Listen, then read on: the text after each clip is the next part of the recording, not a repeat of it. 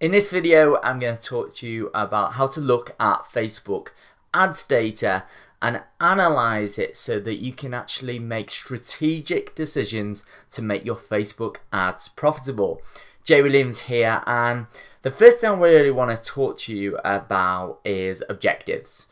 Now, one of the biggest mistakes I see people make is they don't understand their numbers and they don't understand what the objective of a specific marketing campaign is. Now, what I mean by that is I'm just going to pull up on my little board here so you can see. What I mean by that is each element within a Facebook ads campaign has a specific job to do. And with every single one of those elements or assets, if you like, it's going to have a success metric. Now, that success metric is going to determine how well the asset is performing, and it's going to have a direct result on how the overall campaign actually performs. Now, I primarily work in the e-commerce space, so I'm going to work with this e-commerce layout for now, but generally I do also work with lead gen campaigns, and it does translate across to other types of business models as well. The concepts are all the same, it's just that the assets and the metrics might be slightly different. So what is your objective? Now, first of all, we have an ad. Now, depending on what type of ad you're running, there's carousel ads, there's canvas ads, there's video ads, there's picture ads. We're just going to stick with two ads for now. So we have a video and an image ad. Now, when we think about what the purpose is of the ad, the purpose is, if you listen to, I think it was Eugene Schwartz or Darren Kennedy, I can't remember, pre-frame, pre-sell and pre-qualify our audience. So we need to create ads that actually talk directly to our audience that our product is actually going to serve. So there's an objective there, and that's to get the attention of people that we want to click that are most likely to actually buy. So we have a video ad and we have an image ad. There are different success metrics that we can actually measure here. So we have relevancy score. How relevant is the ad to the target audience that you've selected in the campaign? That's going to be a big factor in determining cost per click and how well your ad campaign performs. It's just one part of it. We call these soft metrics, by the way. So we have the relevancy score. We're going to measure the number of clicks. How many people actually seen the ad and then decided to click? What's the click-through rate? What's the proportion of people that were shown the ad but they clicked or didn't click? So click-through rate. Ideally, depending on what industry you're in, for e-commerce, for cold traffic, people who've never heard of your brand before, we're going to aim for a 1% click-through rate. Then we have, if you're running a video ad, for example, it's a different metric again. How many 10-second videos views are you getting? And what is the cost of each of those views? If you get X amount of video views, 10-second video views at X amount of cost, are you going to go over KPI if it's, let's say it's 10 cents, you can only afford to spend 8 per video, 10-second video view. So these are some of the things you want to start to think about. What percentage of the video did people actually view? Now, you might see videos on Facebook and people are watching shorter and shorter videos. We typically only really test with videos that are under 60 seconds long because Facebook is interruption marketing and people are scrolling through the newsfeed. So quite often they're listening with the sound off. Make sure you've got text in the video ad. That's effective in telling the message when there's no sound. But we want to know, are people actually watching the video? Are people watching and then clicking? And we use these soft metrics to determine how effective our ads actually are. And you'll see this in Ads Manager in just a minute. Now, in the e-commerce space, typically the objective is to get the click, to get them through to the product page. Now, on an e-commerce product page, we're going to have some images, we're going to have some headlines, we're going to have an add to cart button, some reviews, maybe some videos. And we have objectives here we want to measure as well. So we might want to measure landing page views. How many people actually landed on our website? Because there's going to be a percentage of people that actually drop off. View content. How many people landed on the website, viewed the product page, and then went and explored other products within our website and stayed on our website? How many people added to cart? So what's the percentage of people who added to cart? They saw the product page, they digested it, they invoked an emotional response, and they decided, hey, I like this, I'm going to add it to my basket. with the intention of actually purchasing. Another one, time spent. How long were people spending on the site? Were they finding everything that they were looking for? You can use heat maps as a great way to help improve all of this. And essentially, everything that I'm talking about here, if you're looking at these metrics, you're going to be able to see exactly where there's an issue in your funnel, or you're going to be able to see exactly how you can improve your funnel and improve your campaigns to get a better result. Then we have basket. So once I've added to basket, what do we have? How many people are initiating the checkout to actually enter their personal details and their credit card information? How many people upsell? Are you upselling? On the basket, it's a great way to increase your average order value. So by offering them, hey, people who bought this also bought this. You see it on Amazon all the time. Payment options. How many people are clicking on all the different payment options? Which one are they clicking on? You might be running a split test for Google Pay versus Apple Pay. Which are people most responsive to? Different color buttons. You can test these all the time, and all of these carry different objectives. And then once people have added to cart, of course, the next step is to actually go ahead and buy. But there's still one more thing we might need to measure. How many people entered their payment information? How many people entered their personal information? Do you have a review on your page? Do you have a testimonial video just to add that little bit of social proof to get people over the line? These are all things that we need to consider when we're measuring our Facebook ads. And we're going to jump into Facebook Ads Manager, and I'm going to show you how you find all of these within Facebook Ads Manager and some of the things you might want to consider as you go through and look at the metrics. So here we are in Facebook Ads Manager, and this is a pretty standard layout which you normally get when you come into Facebook Ads Manager.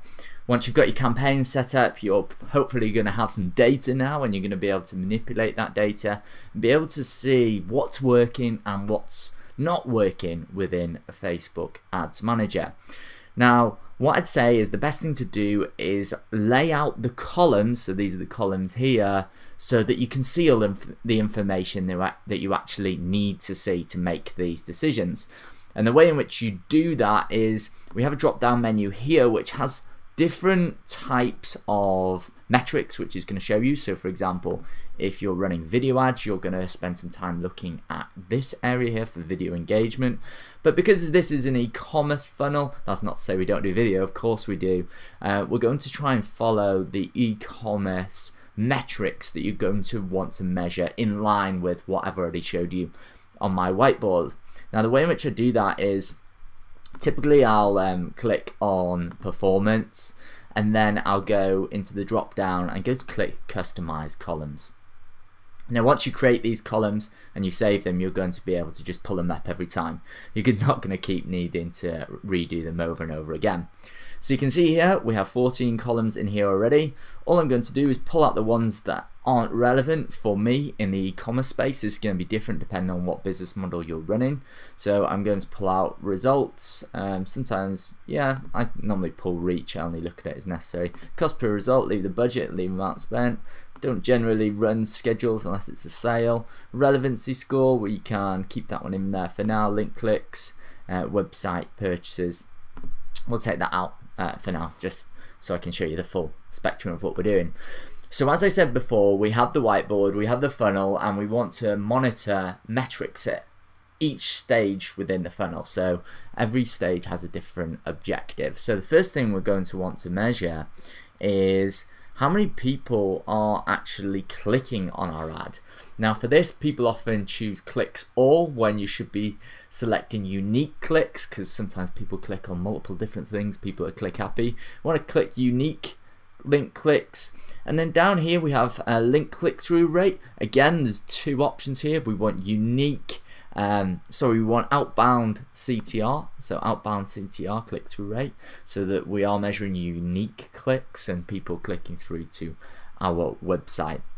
Next thing we're going to measure is we're going to measure how many people actually arrive at our website. So this will be landing page views, so we're going to pop that in there.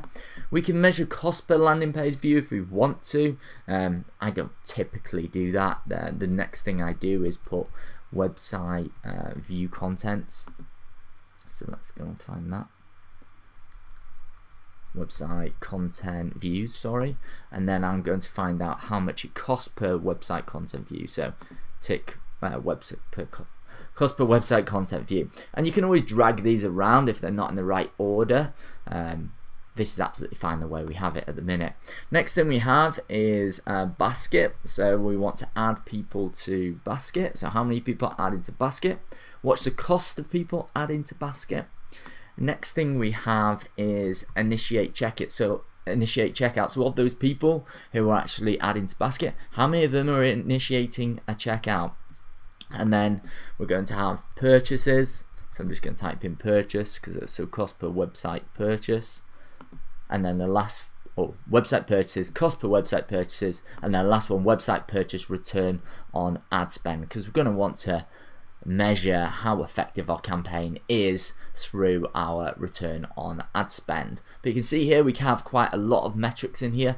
A relevancy score doesn't normally show up at the ad set level. It's normally where I sit a lot of the time, but you'll see exactly how this lays out. Last thing I'm going to do is save as a preset, so I'm going to give this a name.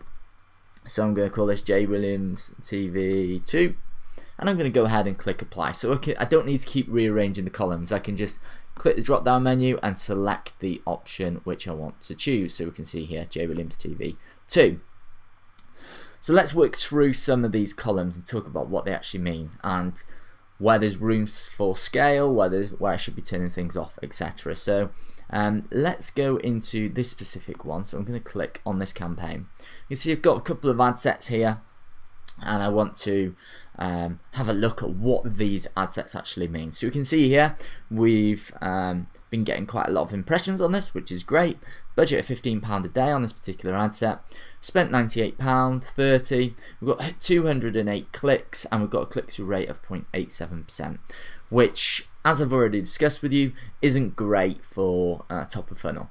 Not far off. We know that a good top of funnel, cold traffic, people who never heard of your audience before, a good percentage is around the 1% plus mark. So we're not far off on this. Maybe some things we could do, like test length of the video. We might want to play about with the description, the copy, maybe the headline, maybe change the thumbnail, maybe add some words in there within to tell the message along with the video, depending on what video we've got here, of course. So we can do a lot of things to try and improve the click-through rate. So straight away we can see opportunities to actually improve these metrics. We are already working on new videos for this, just so you know. So we can see here 208 people actually clicked, 0.87% is our click-through rate, and 126 people actually landed on the website. So straight away we can see a potential issue here. There's a massive drop off. So 126 people actually hit the website, whereas what is it, 70 I think it's 82, I'm not great at maths. 82 people actually didn't make it to the website to view the landing page, which could be the result of a slow website speed. It could be if you're running Facebook video, it actually opens up within the Facebook app. So something to be aware of in that. So can highlight that there could be potential issues. I'm actually quite happy with what we're getting here. Normally you'll always get about 30 to 32% drop-off rate of people who just don't make it to your website. Maybe they're surprised that it took them away from Facebook. Any number of reasons. They got distracted, phone went, could be so many different reasons.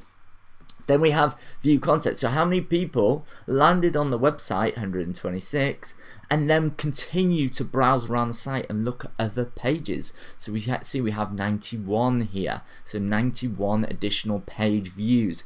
Note here, 91 does not mean that 91 people did it. 91 pages were viewed, so could be that 10 people or 9 people viewed 10 pages each approximately. So something to be aware of in these metrics. These are just a guide, remember, allows you to see where you're going right or where you're going wrong. So we can see cost per website content view. Again, if you're measuring this as a KPI, it's a good indicator. Not something we primarily focus on as a KPI, to be honest. We're more focused on on the bounce rate, how many people are landing on the website. Are people looking at the content. It's just a general good idea, but we focus primarily on how many people, the people who land on the website, actually go and add to basket. Now, we typically expect in and around the 9 to 10% mark in the e-commerce space. It varies from device to device, from platform to platform, some placement, different placements, lots of different metrics that can affect this, but we typically get around 10%. We do see on a lot of our clients sort of 15 to 20%, which is going to have a knock-on effect on the return on ad spend, which is going to be fantastic. So if you can improve all of these just a little bit, the end result dramatically changes. So add to basket. So what we get in there, 126 landing page views, 40, which is probably around a 33% add to basket, which is absolutely brilliant for this. So cost per add to basket, again, we compare that to our key performance indicators, our KPIs, and say, yep, that works, because generally we see around 25% of people who add to basket, 25 to 30 percent will actually convert to customers. So we normally do get a drop-off rate of people who abandon cart, but we normally get around 1 in 4 people who add to basket actually convert to customers. And I can quickly tell, let's say my maximum cost per acquisition, CPA, that I'm allowed to spend is £15, and I'm getting an add to cart for £3 each. I know quickly if I've had 2 add to carts, that's cost me £6. I know if I get another 2 more add to carts, I'm probably going to get 1 sale, and I'm going to be below KPI. So it's a good measurement. We can see here website checkouts initiated. Problem here, so we can see 4 people. Now I said around 25%, so I'd expect a much higher number there, so a potential issue in there as well. And we lost 1 on the actual checkout as well. So we've got 5 people convert. We've still got a cost per purchase of 1966 and a return on ad spend of 228. So as long as the client is happy and the client's margins, or your margins for that matter, your margins are accommodated in this, because it's all well and good seeing 2.28 and go, wow, for every £1 in we get £2.20, we get £2.28 back. If your margins are, let's say 10%, that you're going to be running at a loss. And these are all things that you have to be aware of. Other things I do is I'd always make sure that I've got this over 90 days at the minute, break it down into 30, look at the data for 30, look at it for 28 by choosing 28 days on this, look at it for 14, look at it for 7, look at it for the last 3 days. So I might just choose the last 3 days and click update.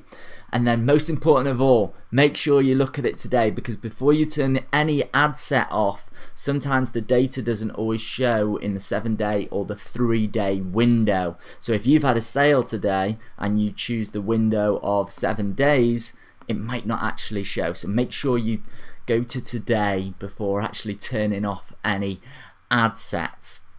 Now through this data you're going to see opportunities to scale. If you're hitting your target CPA or your target return on ad spend, of course you're going to actually scale up that campaign. If you're not hitting your KPIs after normally a day or a day and a half, and this is a very open-ended question, how much should I spend before I turn off? When should I turn off? When should I scale? It's all subjective, because for me, if I have a sale over the last 7 days and I can afford to spend £20 to get that sale, I'm good to go. I can continue to scale this up and increase the budget or scale in other ways. But if that's £21, then I might think, maybe try and scale back the budget from, let's say it's £20, maybe try and take it to 15, see if Facebook reacts. And if it still doesn't improve, then obviously you're going to turn that off. And that is how you look at Facebook ads data, analyze it, and it allows you to make strategic decisions about how to improve your campaigns and how to actually make them more profitable. Now, if you're an e-commerce business owner and you want to be part of an exclusive community, the mastermind, and learn how to grow their e-commerce stores through running Facebook ads, I'm going to place a link in the description where you can find out more about how you can work with me and you can work with our community to quickly grow and scale your store using Facebook advertising. Now, if you enjoyed the video and you want to hear more from me, please go ahead and click the subscribe button below this video. If you really enjoyed the video, give me a big thumbs up. And if you've got any comments or questions at all around Facebook advertising or anything e-commerce, then please go ahead and place it in the comments box below. Have an amazing day, and I look forward to seeing you soon for another video. Bye for now.